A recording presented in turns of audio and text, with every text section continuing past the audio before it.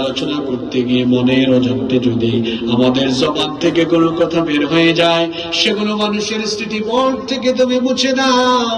আর যত সত্য সুন্দর কথা বলেছি সেগুলো আমাদেরকে বাস্তব জীবনে আমল করার তৌফিক দান করে দাও রব্বুল আলামিন। আমরা যারা হাত তুলেছি, আমাদের জীবনের সগীরা কবীরা জানা অজানা যত গুনাহ আছে, দয়া করে সব গুনাহ তুমি মাফ করে দাও রব্বুল আলামিন। আমাদের স্ত্রী সন্তান পরিবারের সবাইকে মাফ করে দাও, আমাদের পিতামাতাকে মাফ করে দাও, আমাদের যাদের মা বাবা আমাদেরকে এতিম বানিয়ে অন্ধকার কবরের বাসিন্দা হয়েছেন, দয়া করে তাদের কবরকে তুমি জান্নাতের বাগান বানিয়ে দাও।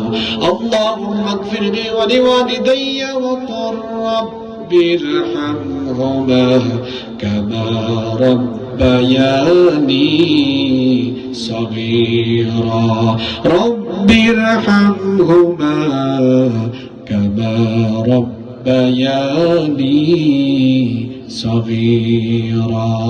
রব্বুল আলামিন, ওগো আমাদের মালিক, ওগো আমাদের রব, আমাদের যত আত্মীয় স্বজন আমাদেরকে এতিম করে দিয়ে কবরে চলে গিয়েছেন, সবার কবরের আযাব মাফ করে দাও।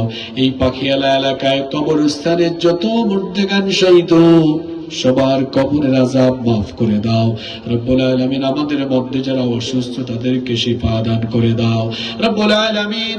বিশেষ করে এলাকার একজন বাসিন্দা প্রবাসে তিনি ইন্তেকাল করেছেন, রব্বুল আলামিন দয়া করে তুমি তাকে মাফ করে দাও। তাকে দাফন করা হবে, তার কবরের সওয়াল তুমি তার জন্য সহজ করে দাও, তাকে জান্নাতের মেহমান বানিয়ে দাও রব্বুল আলামিন। আমাদের মধ্যে যারা অসুস্থ তাদেরকে শিফা দান করে দাও। বিশেষ করে বড়লেখা মসজিদের, বড়লেখা কেন্দ্রীয় জামে মসজিদের সাবেক ইমাম এবং খতিব আমাদের শ্রদ্ধেয় জনাব মাওলানা কারি মনোয়ার আলী সাহেব, বয়োবৃদ্ধ মানুষ, আল্লাহ হুজুরকে তুমি ইমানের জিন্দেগি, ইমানের হালতে, ইবাদতের হালতে বাঁচিয়ে রাখো। যতদিন তিনি পৃথিবীতে বেঁচে থাকবেন ইমানের হালতে, ইবাদতের হালতে বাঁচিয়ে রাখো। ইমানি জিন্দেগি গঠনের তৌফিক দাও রব্বুল আলামিন। আজকে যত আলোচনা হয়েছে এগুলো আমাদেরকে বাস্তব জীবনে আমলের তৌফিক দাও।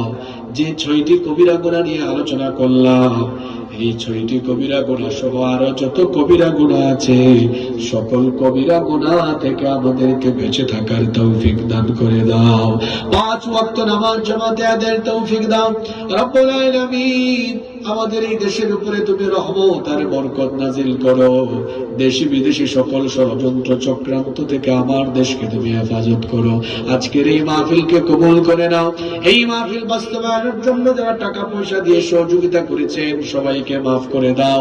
বিশেষ করে প্রবাসী ভাইরা অনেক সহযোগিতা করেছেন রব্বুল আলামিন। আমাদের প্রবাসী ভাইদেরকে তুমি হেফাজতে রাখো, তাদের উপার্জনে বরকত দান করো, তাদের প্রবাস জীবনকে তুমি সুন্দর এবং সুখময় করে দাও রব্বুল আলামিন। প্রতি বছর যেন এই এলাকায়